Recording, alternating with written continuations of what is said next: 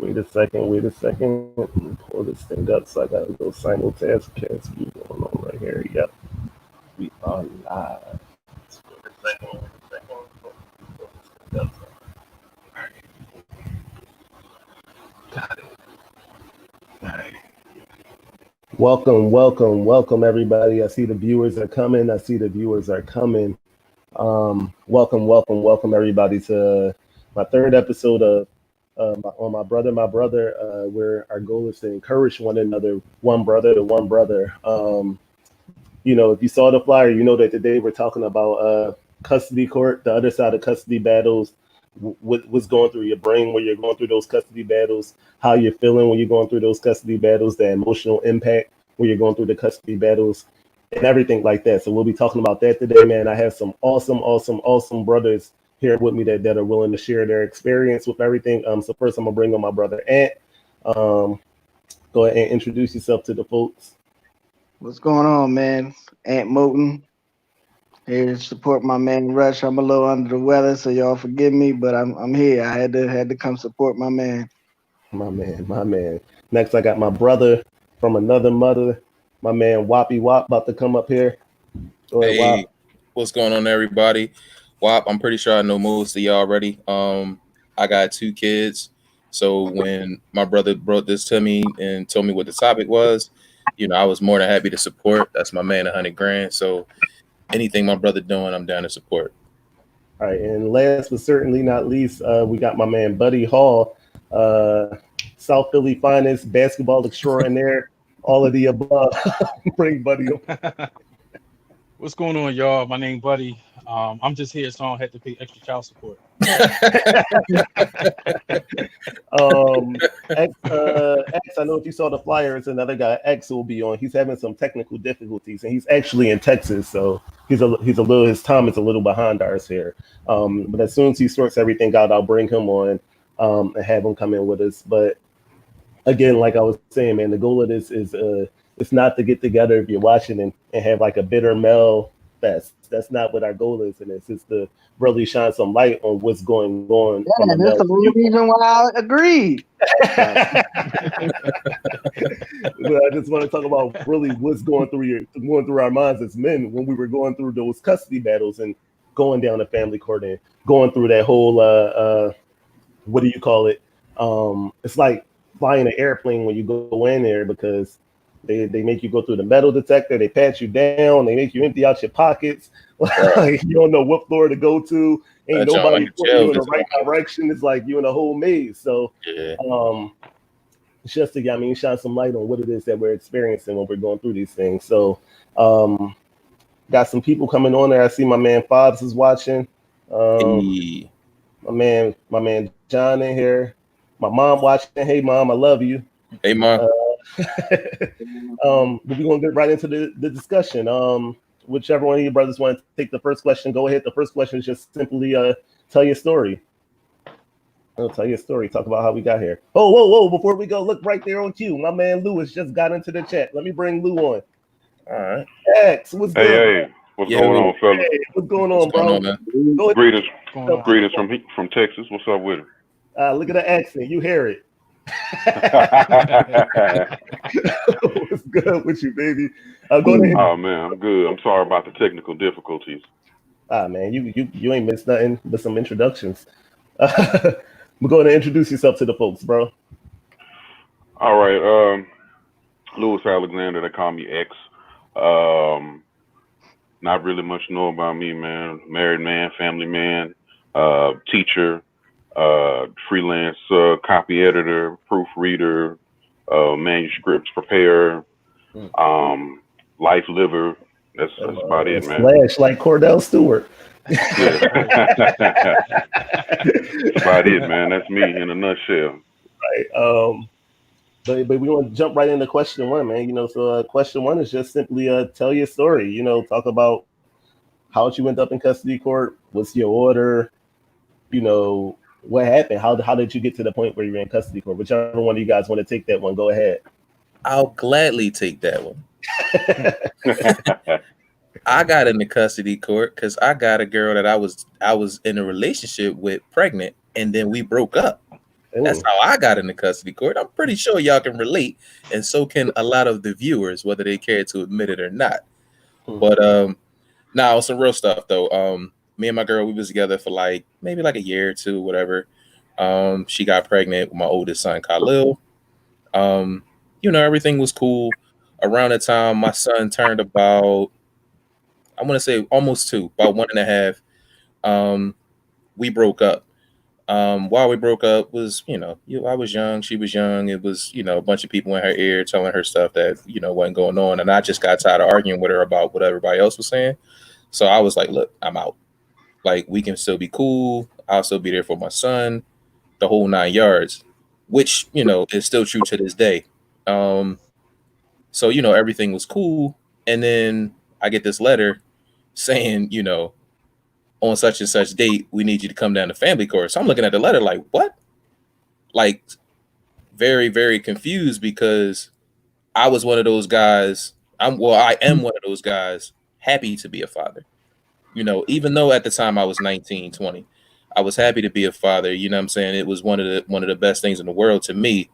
I was proud to have my son. I was, running and getting sneaks and all that, the stuff I didn't have when I was little. So I was getting him all that stuff and making sure I was down there every day to see him, taking him to the playground every day.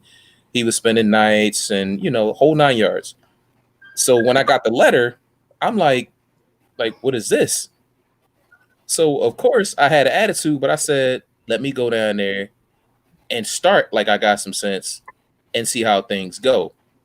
I talked to his mom, and like, when I talked to his grandmom, her mom, and I told her that I had the letter, she was like, what? Which was like even more to my, like, why am I getting this? Like, her mom couldn't believe it.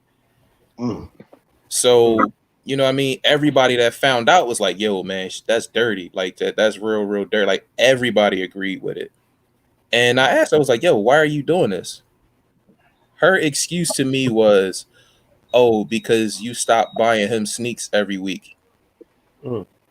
So my situation was, me, my mom, and my sister were renting a house together. I had a little bit of extra money, so I was getting them sneaks every weekend. So right before she did the child custody thing, she knew that my mom and my sister moved. They wanted to move somewhere else. Well, I didn't want to move because it would have put me far away from my son and made it more difficult for me to see him. So in my mind, it made no sense for me to move across town when he's a block away. I can walk to go see him. Like, rain, snow, sleet, hail, he's right down the street. Something happens, he's right down the street. He needs something, he's right down the street. It's a lot easier for me to do that than to travel across town. And I wasn't driving at the time. So, there was the SEPTA thing too. So I was like, I'm not moving. She knew that. So she was like, well, you're not buying him sneaks every week. And I'm like, yo, like, my expenses for this house have increased dramatically. Like, wow, like, you're doing this. You're not doing this because I'm not buying him sneaks every week. Like, what's up? That was her excuse. She stuck to it. I was like, man, whatever. So what's your order, bro?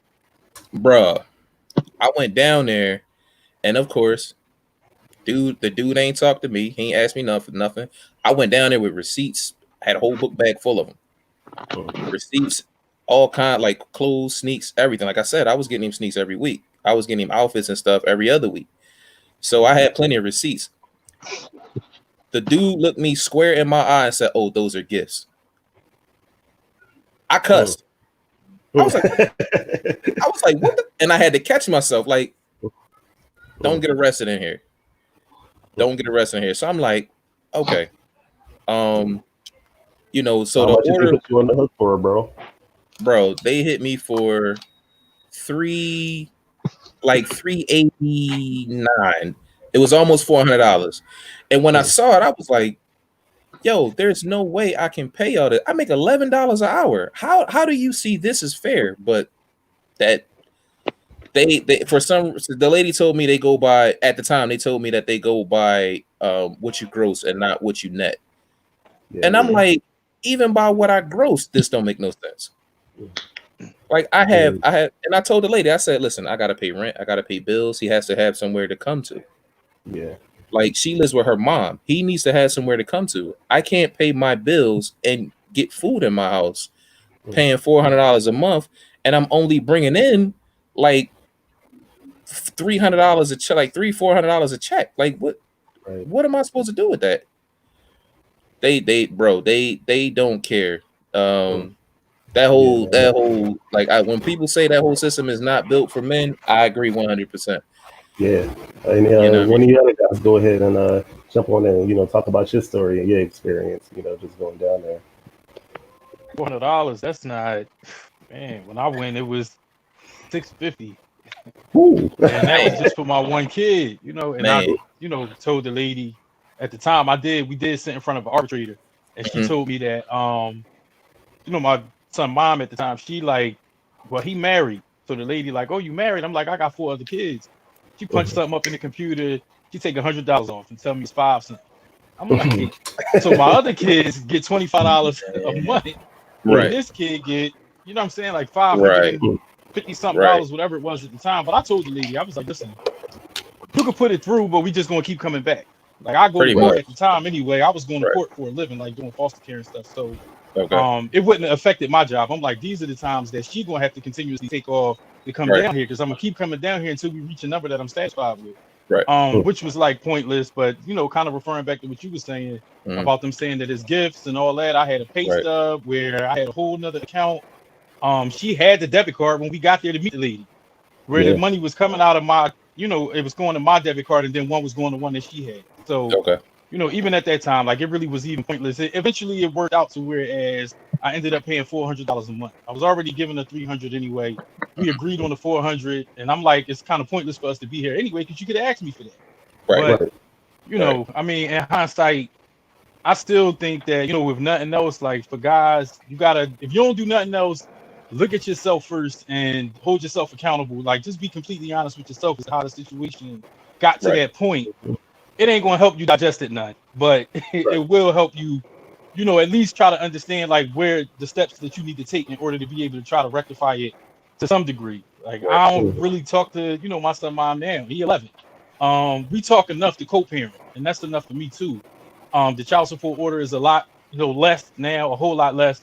Like, I even got to the point where I was behind, because if you don't know that they, tack it on from the time that they file. They take the arrears on from that point versus the time that they actually implement the order. So my arrears ended up being like close to $6,000 initially, and like, I want to say probably like a month ago, I paid it off completely. Like, every time I was getting paid, I was putting extra $100 in. Man, listen, that's a W. That's Hey, like fam, a you're get out my of jail hero, free fam. card, Right. You my hero. Crazy thing is, man, I really wasn't even concerned about it initially. They give you the option to take $10 out a month, and I didn't even realize it was $10 a month. I thought it was $10 a check, but either way, something happened to where I was looking at my credit report and it was on there. Then I got a letter saying I couldn't get a passport, a driver's license. I'm like, oh no, this can't stay like this. So as much as I didn't want to give her that extra money, I started like paying into it until I got it all. I ain't even filed taxes. I'm like, she can't get that lump sum. She got to get it all way the same way I'm paying it. That's how it's gonna come back to her. And like, even now, like, I always, anybody that known me for any amount of time know that if you don't see me with one of my sons, you see me with both of them. So he well taken care of regardless. I ain't gonna say she a bad mom and nothing like that, because she definitely not. I just think that the way that all of that, kind of transpired initially for us to even go through all that. I played my part in it, but it was just, it's just unfortunate that females get to use that as a tactic to be able to kind of like kind of bring you down as an individual more than anything, and that the state allow it, so to speak. Man, X, man, I know you in Texas, man. So we all here in Philadelphia, man. So you shed some light on how it is, outside of Philly. I think they say it ain't the same everywhere. So you tell me what it's like down there. Okay. Well, first, let me just I'm just briefly kind of set the scene with my situation. So I've ended up going. I have 2 children, not from my marriage. I have my oldest son and I have my daughter. My son will be 18 next month, actually. My daughter will be 16 in November. So for my son, his mom and I were together close to my senior year of high school. I was determined to go to school though, so I went off to school. She stayed in Houston. I went and got a job. I did all of that. I went. I went and what happened? The situation that happened is that she went and filed for assistance because she went and filed for assistance because she was she was trying to go to school too. Didn't really have the money and all of that, so she tried to file for assistance. What neither one of us knew at the time was that when you file for assistance, whatever, they make the man pay that back, right? And so they kept, they kept grilling her about who the father of her son was and all of that. And so eventually, when they gave her the assistance, that's how I ended up in the system because, I was going to school and I was working, but I didn't have no money. I was giving what I could. Because I was even driving to pick them up, come back, do all of that, and that's just how we were doing. So that's how I ended up in the system. And I was young enough not to know what to do in that situation. So as I'm working, in Texas they hit you right off the top. No matter what your work, no matter what it is, it's 340 right off the top. Whether you have whether you have a job, whatever job you got, whatever your situation is, when you go in front of the arbitrator and neither one of you all can agree, they hit you right off top with 340. So I'm at the time I had been in school, so I'm a sophomore, about to be a junior in college, never had to deal with child support, none of that. She goes down there to get assistance because she needs help. They hit me with it. So I'm working, I'm going to school, I'm working 2 jobs. And even my mom at the time, my mom was helping me pay it because I was working at a spot like a video store. You know what I'm saying? And then I was also working like nights, like calling people house, doing. I was the guy when they call you crib. I was telemarketing. No, I wouldn't even telemarketing. It was like political surveys. That. Companies, you know what I'm saying? So that was me.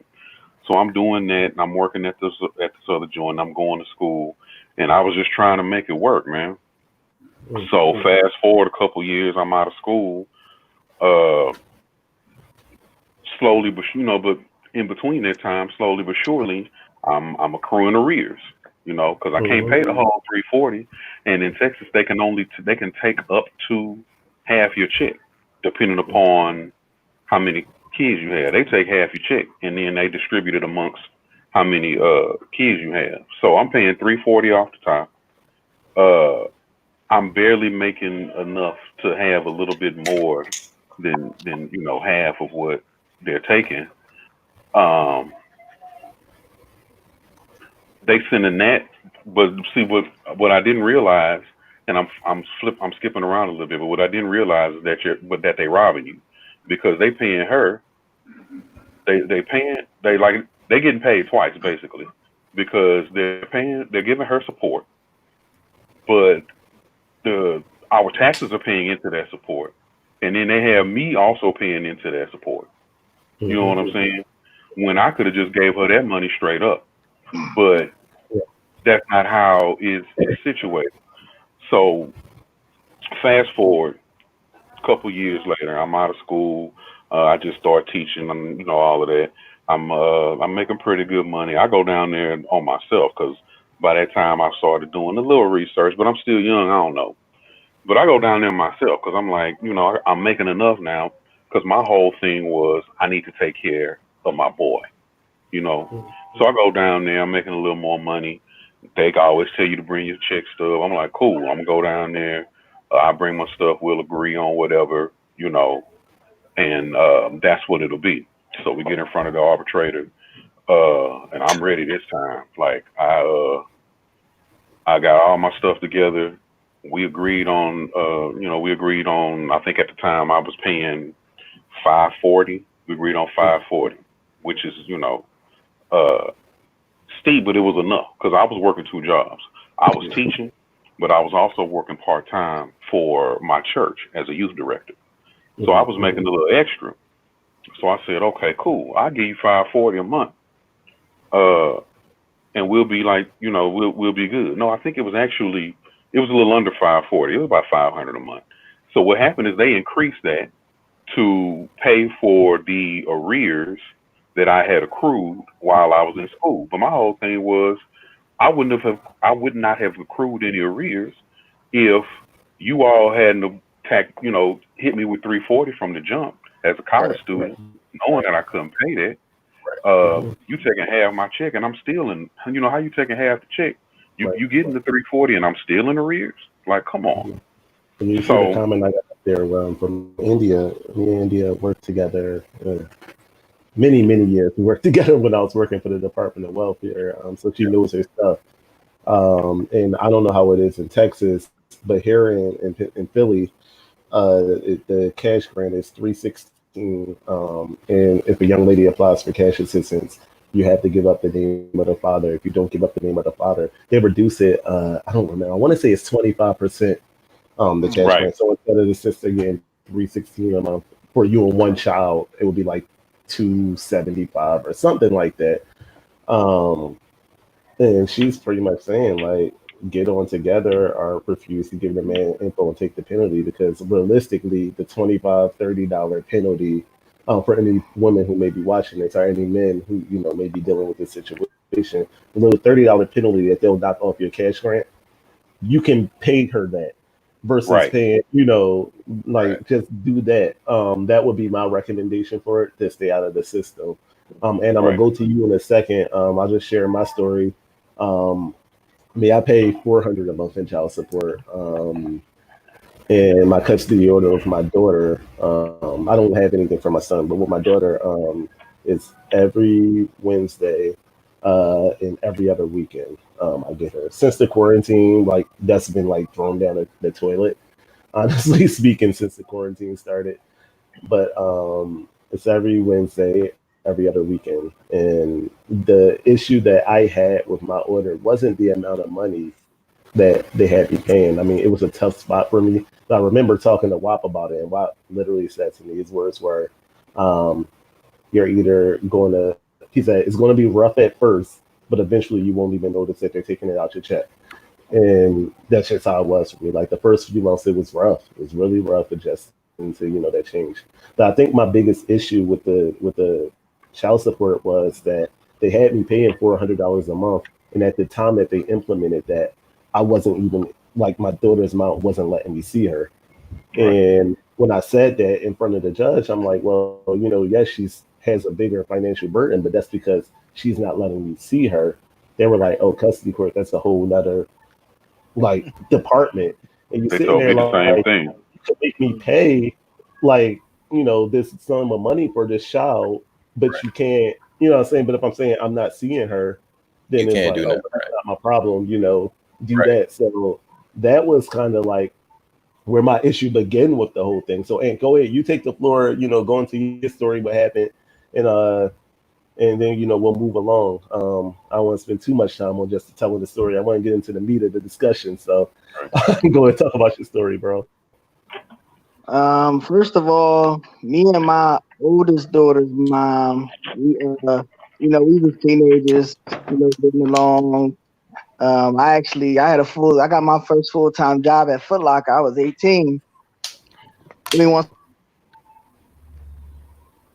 And I was making $40,000. You couldn't really tell me nothing. 18-year-old making good money. By the time I was 21, I was a store manager. You know what I'm saying? And by then, my oldest daughter was, I want to say 1 or 2 at the time. Of course, me and her mother had a falling out. We broke up. And she put me on child support because we broke up, after we broke up. And I'm jealous of y'all niggas numbers, man, because I was paying $998 a month for my daughter.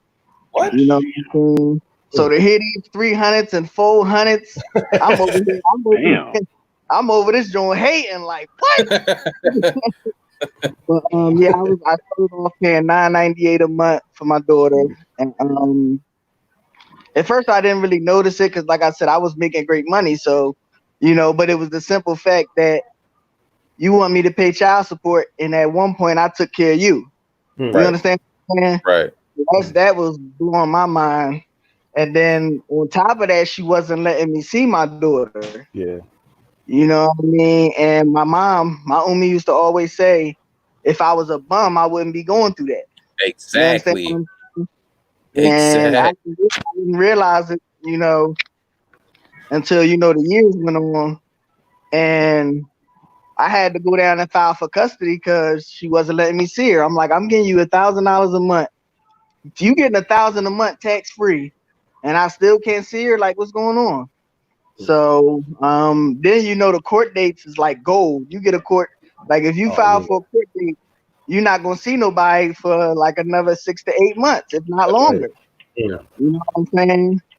And that's when I realized a lot of these lawyers be in bed together. You dig what I'm saying?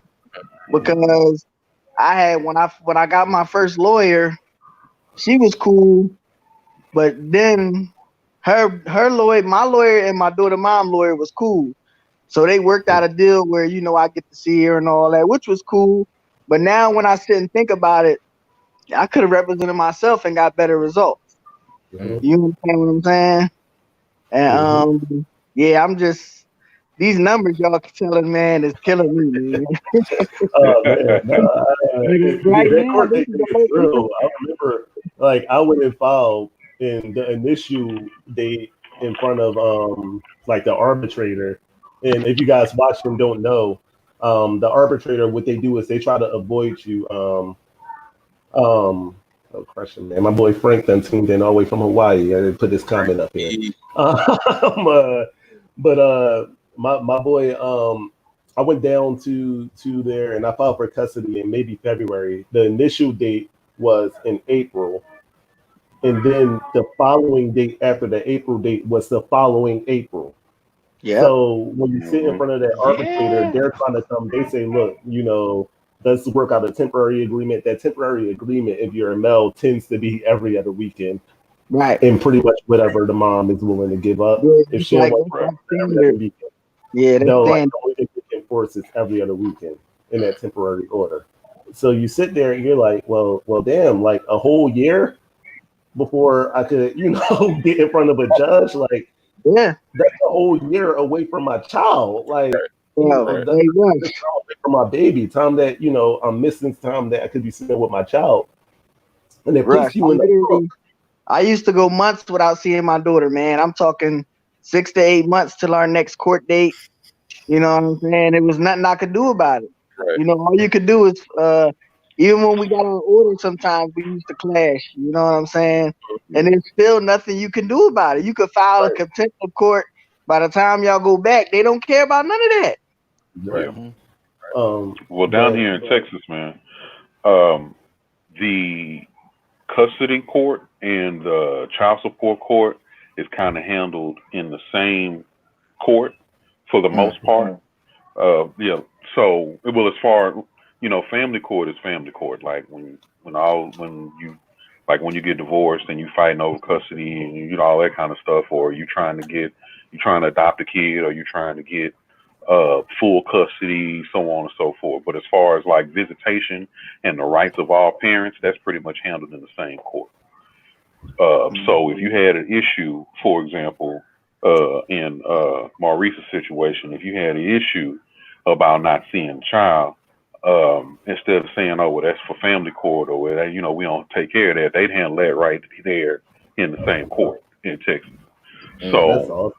Wish they did with that with my oldest son, I never really had that issue.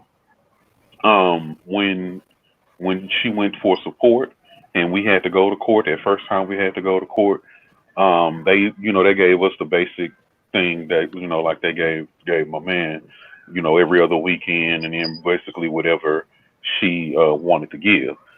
But what really fascinated me though is that they automatically in Texas, the rights of parents are quote unquote equal. which means that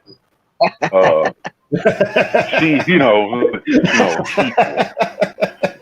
y'all laughing because y'all already know what's up. Right. But in Texas, the law basically states that they can't go to the doctor. They can't.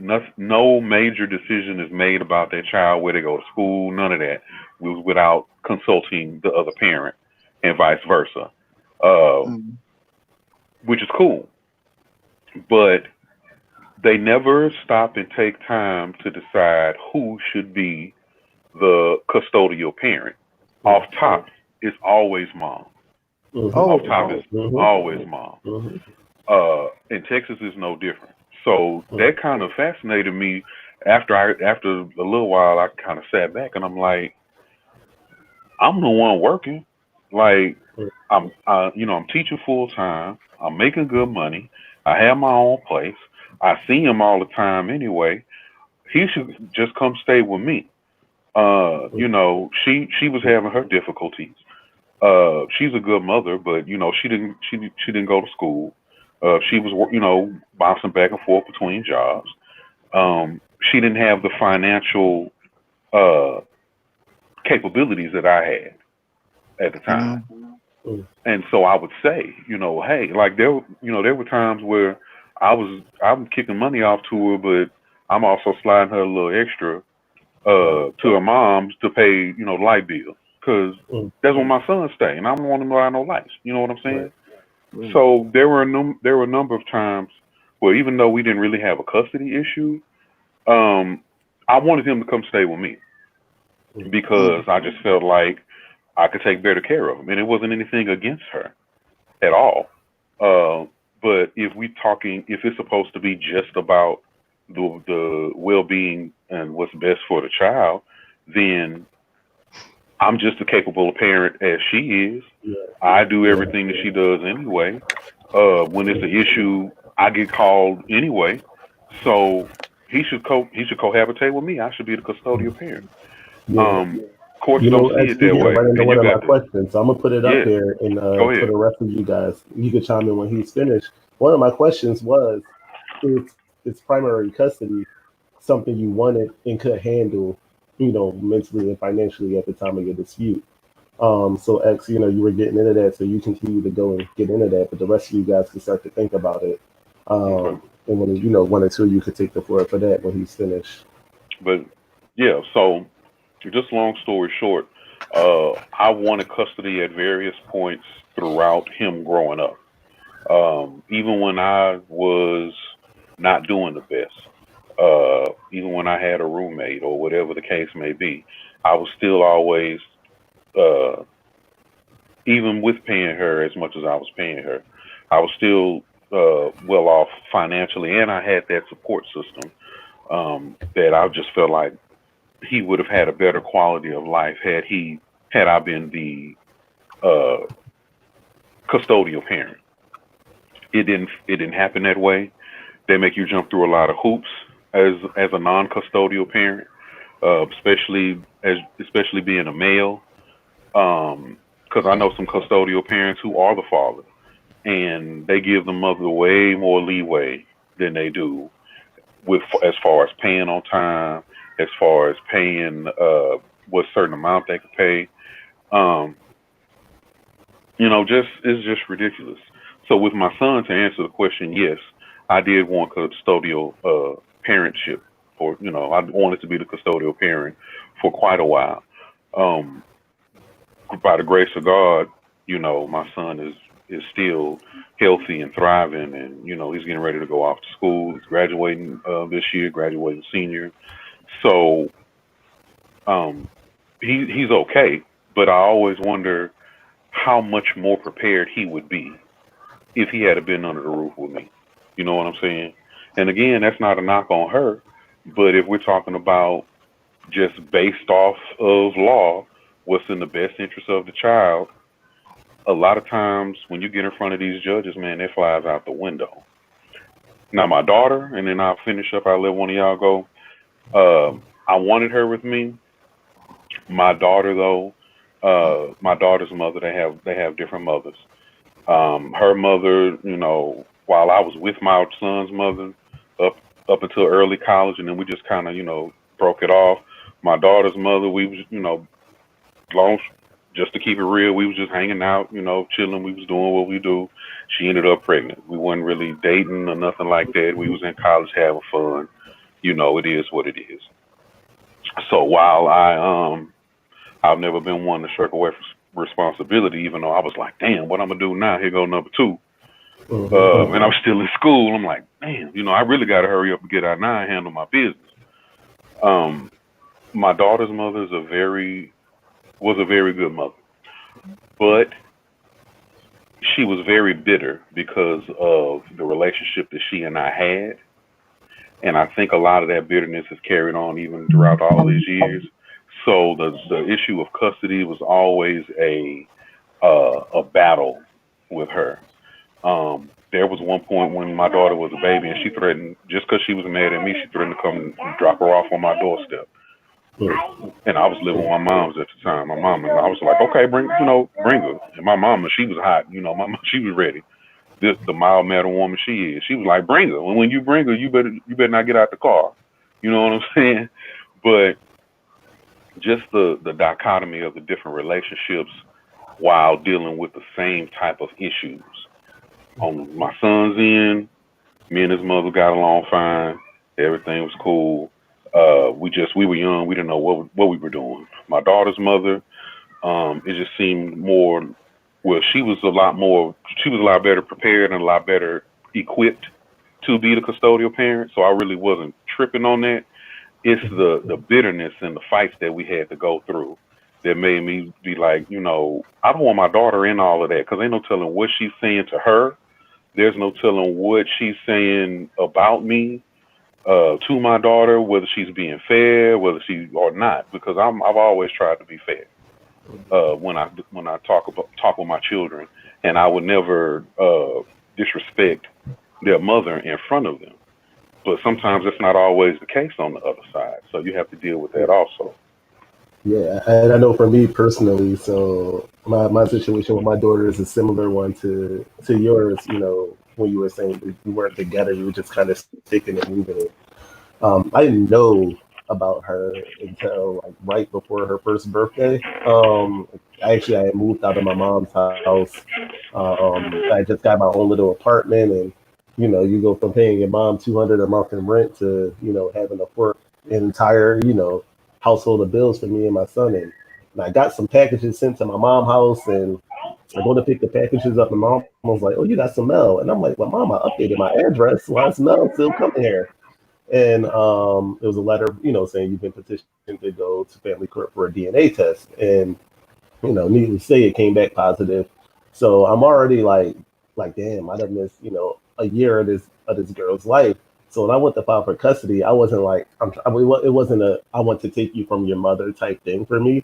It was more of a, I've missed a year. Let's get some consistency. Because right now, initially she was okay with me going over there to see her, which I understood.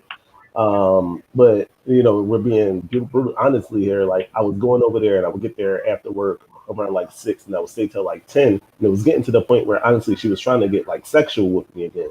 And that wasn't really a path that I wanted to go down. So I was kind of like, okay, I'm not going to hang here anymore. Just let me pick her up, keep her for a couple of hours, and then drop her back off home to you. And that's when the issue started. So, I went down there to kind of just get my slice of the pie, so to speak. That's the exact message that I sent to her. I'm not trying to take her from you. I want to get my slice of the pie. And even now, I can do the thing where we do 1 week and 1 week, but like, I'm a guy, I got a son. Like, I don't know nothing about, little girls, if I'm being completely frank with y'all. And she got 2 sisters at her mom's house. It's nothing but girls in that household. So no, I don't want to be the primary parent with my daughter. Would it be different if it was a son? Probably. But for a little girl, like, she's there with her sisters, she's there with her mom. Like, you got it. You be the primary parent. I just, I realized the value that a father adds to the life of a young lady. With that being said, let's go to another question. Buddy, you've been quiet for a while, so I think I'm gonna toss this one to you, buddy. Do you feel fathers are given enough time when the courts make a determination. No, not really. I mean, even with the custody situation, I filed for custody because she filed for child support. Mm. I felt like once both of those things was established, there really wasn't no reason for us to argue no more. The custody order set in place, the child support is set in place. Only thing we could argue about is if, he need a haircut or something. But and that wasn't even really worth it. But no, I don't. I think just like it was mentioned before, how the court takes so long, it's such a large gap in between the time that you had those court dates. That's taking away that time that you could be visiting with your child, regardless one way or the other. And when I filed for primary custody, but I didn't want it. I just had to kind of make sure that they knew that I had the capabilities of being able to take care of him full time. I sent a letter to the judge. I sent pictures of his room with, my other son, and now something that wasn't said is that my sons are 5 weeks apart. So that could kind of spell into why that whole situation happened the way that it did, as far as her, with child support and everything else. But yeah, I sent pictures. I sent the letter. He told me he got it when we went to court. He was like, I got it, but I couldn't, obviously write back. But he knew though. The judge was kind of different from other people's experiences, in my opinion, because he knew based on her, conversation that she was just trying to be spiteful, and he said it to her. It got to the point where she was just saying, he couldn't not be breastfed. So the judge was like, I'm unfamiliar. Gave me a 30-day date to come back. She had to produce a doctor's note. Obviously, the note said that milk was just the best nutrient. Breast milk was the best nutrient for the child, but it wasn't mandated. So that's when we got the same order that you got, rushed with every other weekend and on Wednesdays. And now, it's just, I send her a text message and tell her I want to come get them, or I'm dropping something off or whatever. And I mean, I guess maybe because time passed and our relationship just kind of dissolved into what it is now, or absolved rather into what it is now. And I get them whenever, I don't really have a problem with it. There's a couple of issues that happen in between, but to answer that do fathers get enough time? No. If they just going strictly by the courts, not at all. And I think that's kind of like a testament to how a lot of these young black kids get lost, males and females, having that absent father. Yeah, that's the second part. I didn't type that up, but the second part of that question was what do you feel that impact of the time that if you go to custody court to fight to spend more time with your child, and they give you every other weekend, or they give you a Wednesday and every other weekend, what impact do you feel that has on the society, and what impact did that have on you? Because I vividly remember. Wow, remember we went to E3? It was 2 years ago. We went to E3. It was in June, and I want to say Father's Day was that Sunday. And the next day was my custody hearing. And I vividly remember waking up that morning and saying to myself, if this doesn't work out for me, I'm just going to be a deadbeat, because I can't. I this fight is it's so one-sided. exhausting. I'm so It's draining. defeated. I was I'm just going to be a deadbeat. I'll try again in 4 or 5 years. But right now, my peace of mind is compromised. I was waking up. I was stressed out. Every time my daughter's mom name would pop up on my phone via text message, phone call, my heart would just drop. I would sink. I wasn't eating. I wasn't talking to nobody. I was I had just moved on my own, so I was home alone all day. I was just depleted from everything. And I remember going down there, and I was like, if this doesn't work out for me, I'll try again in 4 or 5 years. But right now, my peace of mind is compromised. And, by the grace of God, it worked out. And I'm fine with my daughter's mom. Let me put that out there. We are fine. We're great. We're good. There's no hard feelings between us. We talk, we chat. We're good. We're good. But that initial fight was tough.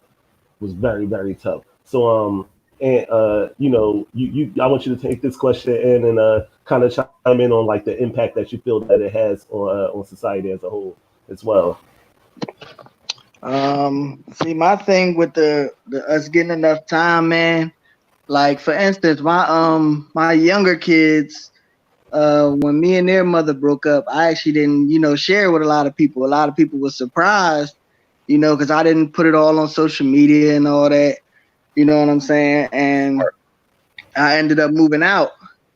We was living together, and I moved out, for the sake of the children. It's give me a second.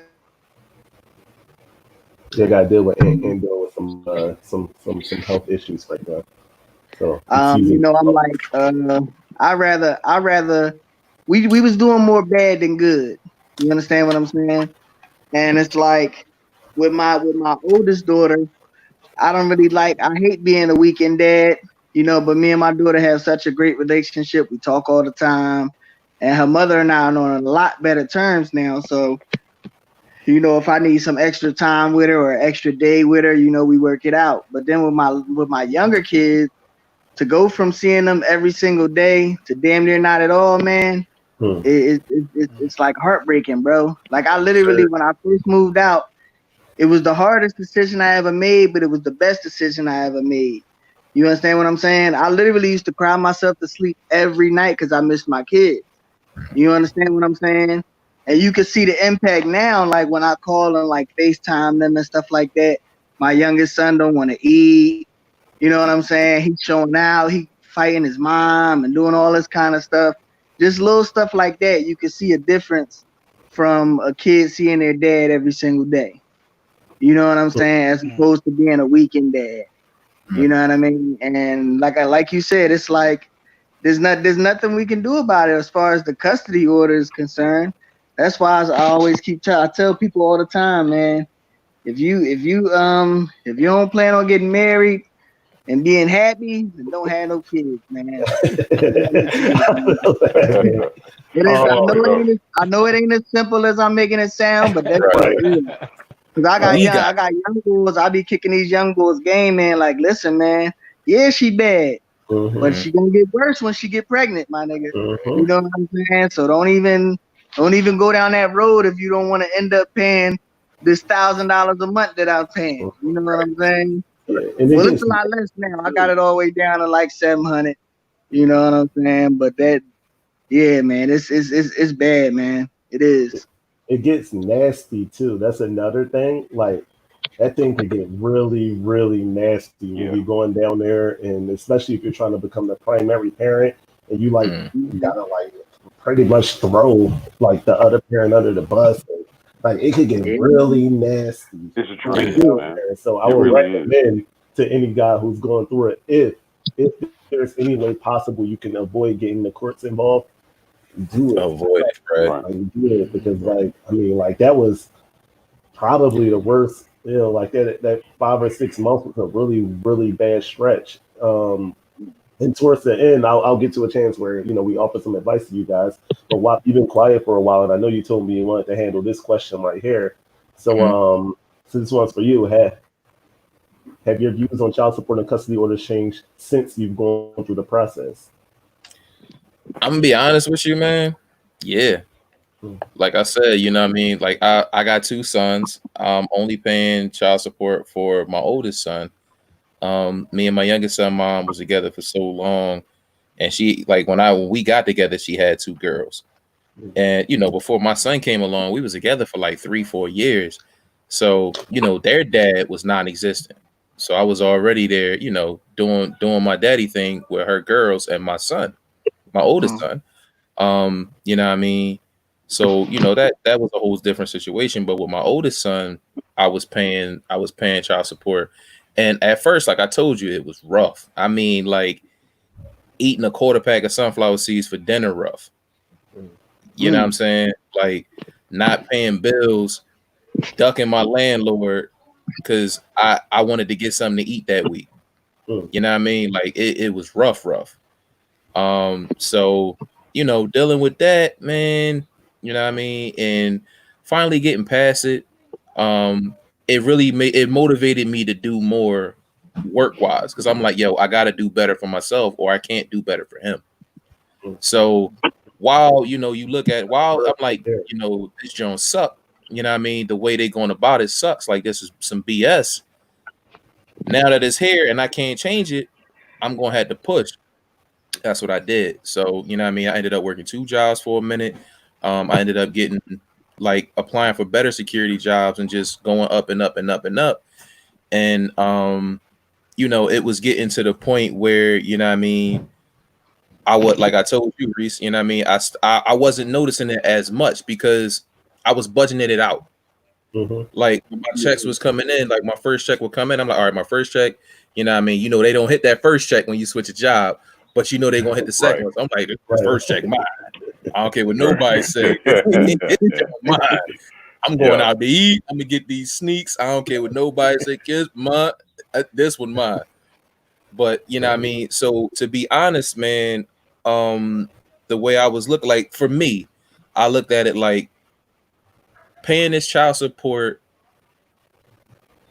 started out bad, but after I got a better job, I looked at it like this might have been a better thing than not paying the child support, because one, she would have been asking me for money and it would have got on my nerves and I'd have been telling her no. But with the child support coming out, anything extra she was asking me for, because she did it out of spite. So anything extra she was asking me for, like she asked me, could I buy her some sneaks? I looked at it, you must be out your mind. You know what I mean? Like I like, come on, man, you better go get a job. So Hey, I mean, like, what I look like, yeah, I mean, like, yo, we not together. I'm taking care of my son. You talking about, can I go outside of the child support to buy you some sneaks? You can kiss my ass on the hole. So you know what I mean? Like, that was the real response. Right. Yeah, Right. I mean, I'm like, now we getting to it. Now we getting to it. I'm like, man, you must be outside your mind. But that's good though, bro. But I'm a wrap up. So you know what I mean? I'm like, you know what I mean? It was good because I'm like, he's consistently getting money from me every time I get paid. I don't have to sit nothing aside. I don't have to argue with nobody about it. He's getting his money. I don't have to worry about it because it's coming right out. Like hands down, it's coming right out. I don't have to hear her mouth about, oh, well, why you ain't giving me money this week? You know what I'm saying? Like the little arguments was non-existent because it was coming right out. So that's how I started to look at it. And I'm like, all right, cool. Because I know, you know what I mean? Like I said, I was struggling paying bills, struggling to have food in the crib and everything else. So if I would have went to her, you know what I'm saying? And I know y'all can relate to this. So I'd have went to her like, yo, I can't give you money this week. I got to get some grub and ain't nothing to eat. They ain't trying to hear that. They like, oh, you can't eat them pink chips? Don't you got some sofa cushions in there you can nibble on? You know what I'm saying? They wouldn't have cared at all. So, you know what I mean? After a while, and I was able to actually afford the payment because we ended up coming to an agreement. So after I was able to come to that, I was like, I was cool with it. Plus she saw, I think at the end of the day, she saw, how hard I was trying. Like I wasn't just going to up and leave. I wasn't going to run away from it or nothing like that. So I think once she really, really saw that, like she was like more lenient on it. Cause I went down there for reductions and she didn't even show up for the reductions. You know what I mean? Right. So she didn't even care. And then we ended up going down there and I flat out told her, I was like, look, I can't afford to pay $400 plus my $600 rent, plus my $350, $400 in bills, plus try to get $100 in food in this joint, and I'm making $10.85. Like it's not gonna happen, and I refuse to be out here on some illegal stuff because I can't see him from behind bars. So I think you brought up a good point just then, bro. I want to chime in on that before you move past it. When you get, if anybody's watching, if you've never been through the system, you get down there and don't factor in your expenses. And partially I understand because your child should be your first expense, don't get me wrong. But you sit down there and it's like, how much do you make? At the time that I went down there, I was making like $45,000 a year. So my checks were maybe like $1,100 after taxes. And I sat down there and they were like, oh, you make $1,100. She had a letter from her job and they were like, okay, well, what they do is, so if I was making 45, let's say she was making 30,000. I don't know how much she was making, or let's say 35 for the sake of math. They'll say, okay, together you guys have 80,000. Of this 80,000, Dad, you're bringing in X percent of this. Mom, you're bringing in X percentage of this. So you should be paying her this amount to make it even. And you sit there and I'm like, well, look, my rent's $800, my car note $400. Right. I got to get groceries. I got to do this. And they're like, no, you got to pay $400. And you're like, bro, how the hell am I going to pay? And you get up and like, my credit score dropped because the only way I could keep groceries in the house was to swipe them on a credit card. I lost weight because I was trying my best to avoid. I had to choose between buying food for the boy or buying food for the girl. I mean, well, not buying food for the boy and the girl or buying food for myself. Of course, I'm choosing buying That's food for kids the kids every time, right? Kids out here, I'm looking at the food like, if I eat that, then I don't know what I'm going to feed them when they come back down. Right. And these are the sacrifices that you're forced to make when you sit there and they just give you a number. And again, I get it. Like, honestly speaking, my views about the court system having gone through the process, I don't think it's as evil as I thought. Like, I don't know, like, it's rough getting in there. Like, they're going through the metal detectors and stuff. That thing always like gives me anxiety. Like, it feel like I'm about to walk into lockdown or something. And then there's really no one helpful to point you around here in Philly. So you kind of walk in there and there's a bunch of cops standing around and you're going through this metal detector and you're like, where the hell am I about to go? And then you go ask somebody and they all smug and they give you attitude. Right. Like hey, well, I'm here for so-and-so. Where you go? Oh, you ain't go over there. It's just, I don't know, man. I'm just trying to get like I'm there every day. I'm like, oh no, man. But like I would think once like the initial order got in place, because I went through a time where things had got so bad for me. I remember saying, I was like, if I'm going to be poor working, I might as well not work. And like I left my job, the job that I was getting, paid to get them. And I was like, if I'm gonna be broke working, then like at least if I'm gonna be super broke, then I have a reason. So I kind of left to give my time to kind of decompress and just really, really, really handle the emotions surrounding everything, right? That happened in the course of that year. This is 2018 for me. And I had to really say, all right, you just found out you had a new girlfriend, the relationship that you was in, that you was trying to figure out how to marry, and that you just moved, you broke, your credit score is jacked up now. Like you need some time to like really, really, really handle the emotions that you have surrounding these things right now. What's up, Lil X? You need some time to handle those emotions that you have. Yes, man, he won't leave me alone, man. Or are you going to end up? I saw a comment on here from one of the guys saying that they were suicidal because you'll get to that point if you like don't take some time to handle it. So I quit my job. I was driving Lyft a little bit to kind of make money to make ends meet here and there, but it was really neat time. I was like, look, and I really handled everything, and things been great for me then. But I was completely suggest to anybody that's going through this situation to take some time to like really handle the emotions that you're feeling about it, because it's real effed up. Like if you like just spending the time being mad, and not only that, here's the crazy thing about it, like it takes away from what you can give to your children, because you're so mad and messed up when they're not there. By the time you get them, you're like still trying to decompress from whatever it is that you're feeling. So unless you take some time to deal with those emotions that you have about this thing, you're not going to be the father that you can be. And or you'll be so messed up by the whole situation, man, that you don't want to project that on your kids. You know what I'm saying? Like when you do, whether you're mad at mom or mad at the system or mad at both or whatever the case may be, it's kind of like a catch-22. It's a no-win situation. If you pissed off because of the situation, then you're gonna start to take it out on the kids, and ultimately, it's really not their fault. You know what I'm saying? It's not their fault at all. So you don't want to fall into that trap either, because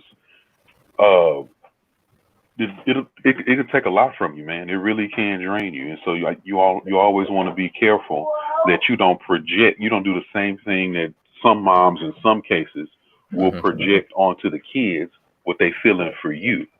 And sometimes you'll fall into the trap too, as a father, a non-custodial father, that may be dealing with somebody who's on a whole another level and is wilding out. And then you got that stress of her tripping, and you got the stress of the system trying to navigate it, and it really not being created for you. You start not wanting to see your kids, man. You start being like, man, I don't even care if they come or not, man. I'm just ready for all of this, whatever to be over with. And you don't want to fall into that trap. So I agree. I just wanted to make sure I said that to the fellas that may be listening, and also to the ladies that may be listening. It's stressful on both ends. Right. But at the end of the day, it's still all about the child.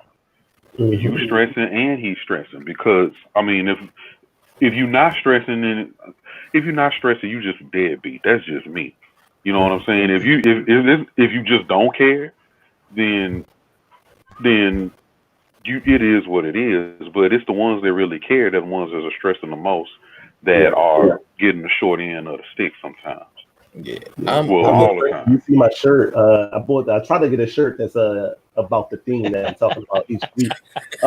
So the shirt I got today, I got it off Amazon. It says "I'm fine," but you see it got the blood. I'm pointing to the wrong side. The blood on the side, and I got this shirt because that's how I felt going through this process. Like, like on the outside, I would see people, and it was like, "I'm fine," but I'm sitting here bleeding out from the side. Oh, that's a part of the shirt. I thought you was going through something over there, brother. You popped something over there, man. Look, my man Rush, all right over there.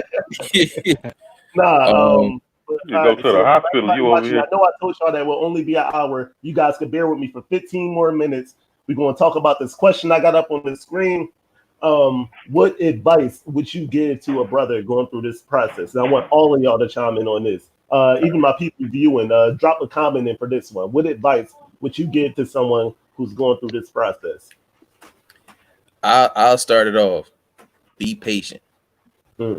That's probably the biggest thing I can tell you is be patient. You're going to get mad, and it ain't nothing wrong with that. How you handle the anger is where the problem could lie. Like, you ain't got to cuss her out. You ain't even got to talk to her. You ain't got to respond to nothing she say, because she gonna text you. She gonna call you. Every time you say something to her, she gonna try to start an argument. She gonna try to do everything she can to get under your skin. And it's funny because my youngest son mom tried to use child support as a weapon. And you know how, Reese, you know how I am with my son. Matter of fact, y'all all know. Actually, you might not know, but y'all know how I am with my sons. So I've never had an issue with custody. I see him whenever I get ready. Every weekend, sometimes when I get off of work, whenever, just to go see him. So when my youngest son mom came at me, was like, "Oh, can you give me some money?" And I was like, "Well, I don't have it right now." You know what I'm saying? Because I would tell him, if the kids need something, it's not a problem. Just let me know beforehand. Don't pop up on Friday saying, "Hey, I need $300 tomorrow." Well, I don't rap, sis. You know what I mean? I'm not, you know what I mean? Like, I ain't dunking no ball. I ain't got no money to just, like, you got to let me know. So she got an attitude, was like, "Well, I'm going to take your child support card." And I said, "Cool, but make sure you take your daughter's dad too. You know, them same daughters that I was taking care of them first few years before our son got here. He better be sitting next to me, or it's going to be a real live problem." And I meant that. Right. You know what I'm saying? Like, now, my delivery might not have been the best. Gentlemen, don't do that. You know what I mean? Be cordial, be sane, stay out them orange jumpsuits.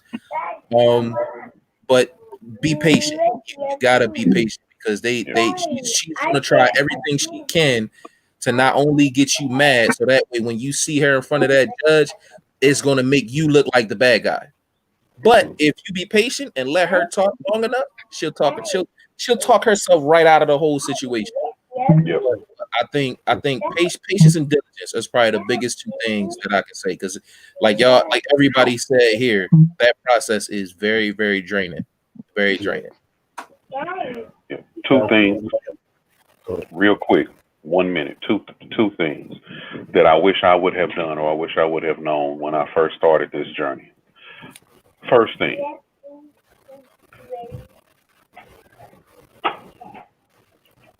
I'm sorry, I'm looking at it. The X-Men. Man. You know, I got that peripheral vision, bro. You know, I got to keep my eye on them. I got to keep my eye on them, man. But no, two things. First thing, arm yourself with knowledge.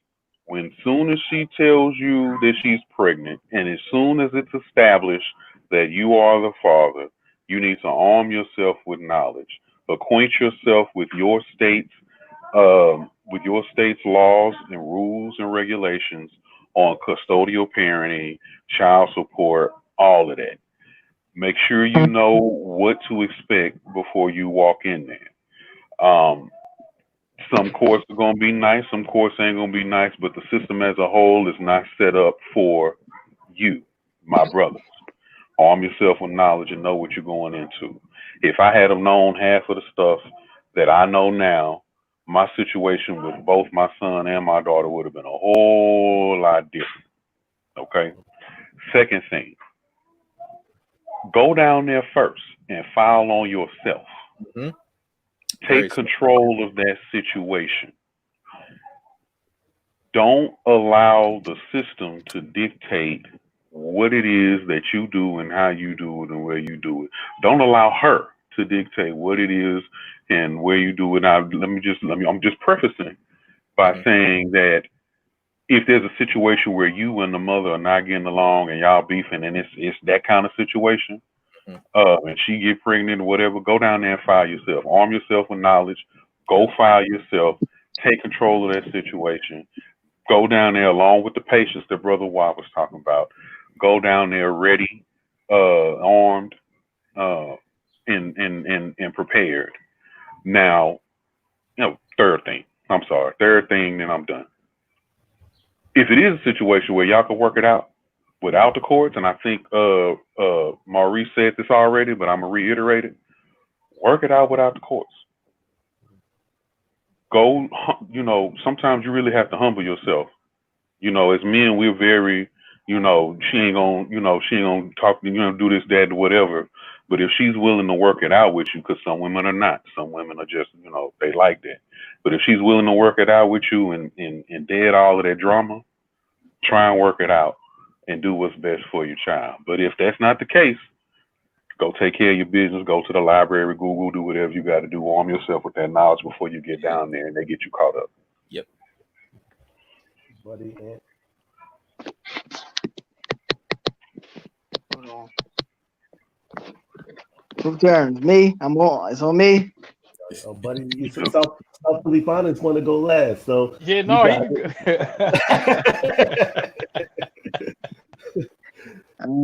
some advice. I don't know, man. I would just say like Brother X said, it's always best to have knowledge, man, because I've been in the system so long. I don't even use a lawyer, man. I done fired my last 2 lawyers.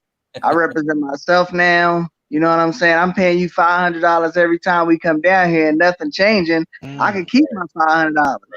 You know what I'm saying? Excuse me.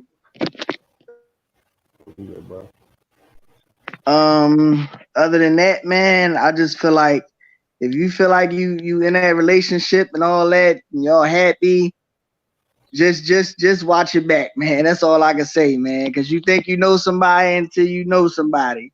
Right. You know what I'm saying? And I had to learn the hard way in situation with both of my baby moms. You know what I'm saying? And as I mentioned with my oldest daughter, her mother and I have I wouldn't say a great relationship, but we getting along and my daughter happy. You know what I'm saying? Other than that, man, just strap up, man. Strap. Try to avoid the process if you can, man. That's ultimately the best advice. Plan B pills. I'm about to see they the got hearts plan pop B. You can go with plan C, go down to Apple Tree Street, whatever you need to do. If you can avoid it, man. That's all I'm gonna say. If you broke Planned Parenthood, give them to you for free. Go down to your local Planned Parenthood and get strapped up. Buddy. Yeah, buddy. Yeah, listen, I said it earlier though. Just hold yourself accountable, man. Before anything, I know somebody else said be patient. And I heard somebody else too say be humble, but just hold yourself accountable, man. Like even if you in a situation, everybody's situations is different. Right. So you may not, they may just have come out the blue, just period. I mean, I know like with Rush, you didn't even know the child existed at one point. So Right. everybody's situations is different, but no matter what, man, hold yourself accountable and just match the energy.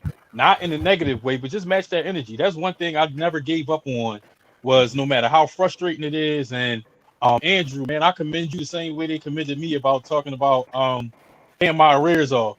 You was in a bad space at one point and you persevered through that, man, and that's dope. That's some real dope shit. And for again, just being able to like match that energy though. However many times I had to go down to court, I was willing to go. However many times I had to stay in front of that judge and have a conversation with him, I was willing to do it. And presentation is everything too, because they already mark you the same way you would if you was a criminal that just got caught up in something wrong. They treat you like murderers, no matter what, when you go behind bars. You know what I'm saying? So the same thing apply to child support in most cases anyway. And again, just being prepared, knowledge, having that knowledge, and being able to understand what you're walking into to some degree. I know, like what Rush was saying too. You walk in there, the metal detectors, and the way that the folks greet you and or not and treat you, you know, throughout that whole process is like that's draining in itself before you even get in the courtroom. So just being able to, like I said, just hold yourself accountable. For me, I'm like, damn, like I really put myself in this situation, so I got to go through it. It's just a part of everything else that I got to do to be able to come out on the other side of it. And if nothing else, the goal and the focus was always on making sure that my son knew that I was his father and that I wasn't going nowhere. And that's the most important thing at the end of the day. I mean, as much as I had 1,000,001 arguments and a lot of those different things being said about my other kids and all that, it don't matter because we talking about my son. So, you know, again, just hold yourself accountable and try to, you know, delve through those different emotions prior to you even talking to. I just cut the conversation off completely. We don't have to talk. Yeah. And I'm not even in the, you know, bashing my son mom because she's a hell of a mother. My son is great on the other end. He is absolutely great. And I, you know, not for nothing, with one another, a child with no other female. You know what I'm saying? Like I never wanted kids with nobody else after I had my first child. That situation happened. Again, I hold myself accountable for it and just try to do my part to be the best dad that I could be on my end. And unfortunately, the courts is in the middle of it, but you don't have to keep them there. You know what I'm saying? Like once you get that order established, that child support order, custody order established, rock out with it. Just rock out with it and make the best of it at that point. Because if you can't, So the piggyback off put yourself in more situations. To piggyback off of what Buddy say, my advice is one, like apologize. Like as much as you don't want to admit it, like it's a painful thing if you impregnate a young lady and y'all don't make it. Like that's a painful that represents a broken dream. You know, a lot of stuff. If you think about like the stigma, right? So the stigma of you're pregnant by, you have a child by someone that you're not with. Like what that carries in the image for a young lady, if you think about that, like how that looks when you meet somebody and they like, oh, she got kids, or we not together, your mind goes somewhere. So regardless of what the reason was, just apologize. I'm sorry. I'm sorry that it didn't work out. I'm sorry that, you know, we couldn't be together. I apologize. I see you curling your face up, Bob, but I'm gonna let you finish. I'm telling you, bro, that helps. I promise you that helps, man. But that's what I would say first. I would say apologize. Two, as don't go there. Like Buddy was saying, don't mesh that energy in a negative way. I do not like my daughter's mom is cursing me right out. I have never raised my voice at that girl. I'm like, okay. I commend you because I've been there. Okay, because it just like it doesn't make any sense to me to match that energy that she's throwing out. Like she already got like the cards are already stacked to her deck. So anything that you do is going to put you in the worst handicap than you're already at. You got to think about it. Like she already started, 50 yards in front of you because the system's waited for her. So if you get in there and you decide that you want to curse her out or yell at her and things like that, she can take all of that stuff, like all of that stuff. So that's two. You got to remain calm. Three, if you can communicate in ways that are written, so like text messaging, emails, things like that, where if you got to go back down there, it's no he say, she say. Look, here it is right here. Here's my every attempt to get over here. Here's my attempt to do this. Here's me. Like if I ever send my daughter's mom money, I send it on PayPal. I got a paper, like they take it out my check, but anything additional I do, I send it on PayPal. You see it, I sent her money for this, I sent her money, like things like that, just to kind of cover yourself. And three, just talk to somebody about it. I mean, talk to a therapist. Talk to your buddies. Like don't hold it in. Like, if you holding it in, man, like you done seen some of the comments. People were suicidal. People were depressed. People were messed up. I was messed up. I wasn't quite suicidal, but I was really jacked up during that time frame and just not saying nothing. Trust the people that you've identified in your life. As lovable as people that you care about, and kind of like lean on them when you're in your moments of weakness and things like that. I would say lawyer up financially. I couldn't afford a lawyer at the time. I couldn't afford it. You can afford it though. If you can afford it. You can afford a lawyer. I would say go ahead and get a lawyer. Yeah. And then like most importantly, just realize it gets better, guys. Like it does. It really does get better. I know when you're going through it, you think it's going to go on forever. I know for me, I was like, well, damn, I'm going to be down here for the next 17 years. Well, she was one. So the next 17 years, I'm going to be running in and out of this court. It gets better, guys. Like, it does. So that's the big thing. So you got to weather the storm, but I promise you guys to get better. Let me touch on one thing, Rush. Something that Buddy was saying about like the fight, man, it's tough, but it's worth it, man, because ain't no parent more important than the other, man. You know what I'm saying? Our kids need us just as much as they need their mother at the end of the day. Right. You know what I'm saying? Especially when you got daughters. You dig what I'm saying? Your daughters, boy. And I told my oldest son, I know you got two sisters. They gonna need me more than you and your brother gonna need me. Right. You know what I'm saying? I'm gonna love y'all equally, but I'll be damned if I'm gonna raise my daughter to end up like her mother. You know what I'm saying? I hate to say it like that, but that's just the way I look at it. You know what I'm saying? And like I said, we good, we cool now. But when I sit back and think, like, nah, man, my daughter, nope, I ain't going out like that, man. And just to piggyback off of you, man. Say it again. I was letting you finish. I was gonna say real quick, just to piggyback off of you. I don't know how old some of your kids are. I know Wop got a son like what, 12, somewhere in there. 17, dog. Yeah, okay. I know we got one that was old, like kind of up there with me. Yeah, like and a 10-year-old. Okay, that's the one I was thinking about. It was like a 10-year-old, but I got my 18-year-old, I got my 16-year-old. And the one thing that I can say going through this, since I was in college and even sometimes even before college, the one thing that I can say is that if you stick it out for the kids, if you really care about your kids, you stick it out for them, because at the end of the day, they're going to grow up. They're going to grow up and they're going to get older, because kids are not stupid. Nah. Kids are not dumb, and they know they know who's been down for them. They know where their bread is buttered. Right. They know. So they're going to get older one day, 16, 17, 18, 19, 20. They're going to look back and they're going to be like, you know, even without knowing all of the whatever that you went through with their mom, if you're going through it, they're going to know that dad was there. Right. And that's all they're going to see. And kids are slick too, X, man, because my daughter be playing both sides sometimes. My daughter, she's happy that me and her mom getting along, but I can see sometimes she be hating. Oh yeah. Because man, I deal with that every day. Kids try and play me on a daily basis because I teach middle school, so I'm already hip to the game. You know what I'm saying? I teach middle school, but it's crazy. They're going to know. Kids are a lot smarter than we give them credit for, and they pick up on a lot that we don't think that they pick up on. And they're going to know that, you know, whatever mom says about dad, they're going to know.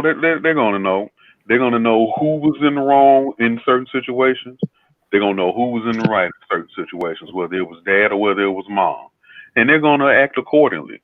So just, you know, keep hope alive, man. Keep the faith.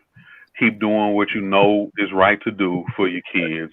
Right. And when they grow up and they become men and women, they're gonna look at you the way that a parent, or the way that a child needs to look at their dad and look at their mom. You know what I'm saying? You get your roses later. Right now, you're grinding. but you will definitely get your roses later if you do what you're supposed to do now. So just stick it out, man. Tough it out, guys. I promise you guys. They'll get better, man. Again, I'm already over my time, so I'm like, I know we could go for another. We probably could go for like another 45 minutes. So I'm over my time. I try to stick to an hour, guys. So before we go, I know a couple of you guys got little ventures that you do on the side or anything that you want to plug, buddy. I know you got a million things you want to do that you do outside of this, man. Yeah, buddy, you gotta go last, nigga.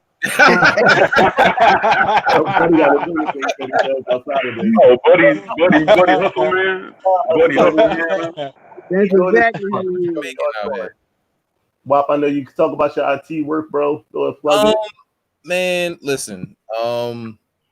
I work in IT. I've been working in IT for years. I've been working with repairs and everything for years. I don't do as much of the repairs as I used to do, because I just don't have the time sometimes to do the repairs and do the repairs correctly. So I'm not going to half-ass or give nobody, no half-ass work. But if anybody has any computer questions, any issues that they're going on with their computer, feel free to contact me. I don't do repairs, but I do give IT advice with, whatever you got going on, be it your phone, your computer setup, what have you. And I can direct you to people that do great repairs, Cardi Solutions, installations, Cardi Solutions, anything like that, Cardi Solutions. So, if y'all have any IT questions or y'all need any IT advice, feel free to reach out to me. Excellent. Y'all got anything going? I ain't got nothing going on, man. I just wanted to say I appreciate you for having me on, man. Even though I'm going through it health-wise over here. I don't know if y'all see me sweating and everything over this joint, man. But I just want to let you know I appreciate it. I'm glad I could make it, bro. Say it again. You came on the joint looking like Steve.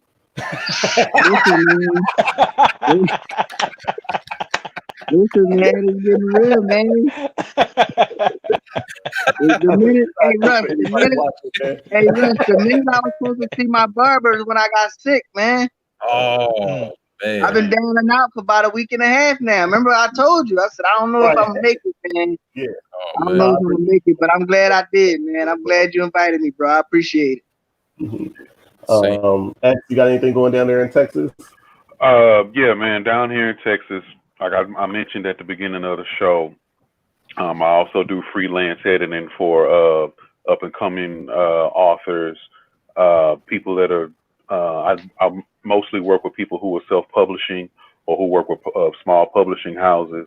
I have a few connections that way. If you needed any proofreading, copy editing, manuscripts, thesis, papers for school, whatever you need, man, I do it all. So just get at me. And also shout out to my cousin Merlot's Barbershop. That's where I go get chopped up. Also, Brother Harrison talking about the barbershop. Yeah, man. Come down to Texas, man. Hey, come down to Texas. He gets you right. He might come to you because he's also an accomplished musician. The guy's doing this thing. His album's on iTunes right now. Just look up Merlot Music. Shout out to Merlot. Shout out to my friend cousin, his wife. And other than that, man, I'm good, man. I'm just trying to navigate these children in the classroom and out of the classroom. So yeah, that's it. Buddy, go ahead. Name all 1,700 of your jobs, bro.